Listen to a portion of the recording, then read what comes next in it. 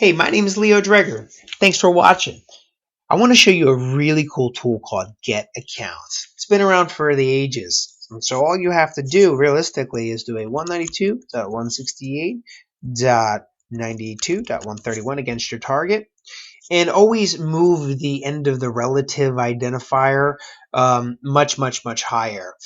Guess start right around the 1,000, so you realistically want to give yourself as many as you can here. So it depends on the size of the network that you estimate your target to be. If it's got 100,000 users, set this to 200,000. Give yourself plenty of room. So in this case, I'm just going to do 2,000 just to kind of narrow the range down a little bit, just for the specific purpose of demonstrating this.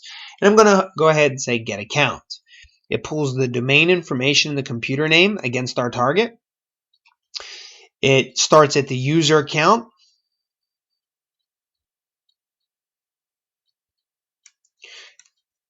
And I'm going to go ahead and expand this here so that I can show you just the information that you get. So I've got the two default accounts, administrator and guest.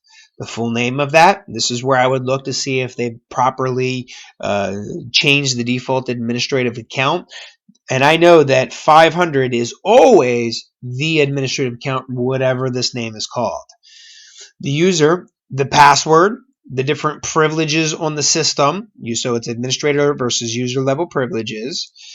The primary group ID that it's related to. So in this case, 513. The different accounts. Okay. And then you can expand these and play with these and look in much further detail, right? So you can see if the account is disabled or not. You can see if the password has notes on it or not. You would see in a real production network, you would see a little bit more beyond just the asterisk here. Okay. The last logon time.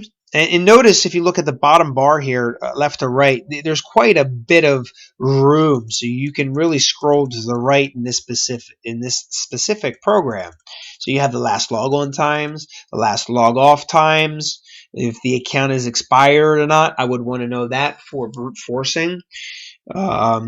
The number of logons, the number of bad password count, the specific logon hours. So if there's password restrictions, I would just note the convention here. What the logon server is, or their home directories. This is good for network file shares and paths. So if I now just go from basic user accounts, well, where are all of the user account files stored? So if I can go to their home folders and dig through them and check the permissions or anomaly for the permissions there, well, then that's where you would get that tip from. Okay.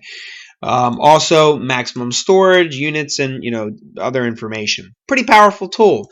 Now, one of the things that I definitely recommend doing here is if you go ahead and save as, and go ahead and save it as a CSV or comma separated value file, and you can get an idea of how this is actually stored. It'll be good for importing and exporting purposes. But this is just a little gem of a tool. I just wanted to share it with you. It's one of those kind of oldies but goodies, but nonetheless, hey, we're always exploring new ways, and you never know if an old tool will actually be able to dig up new stuff.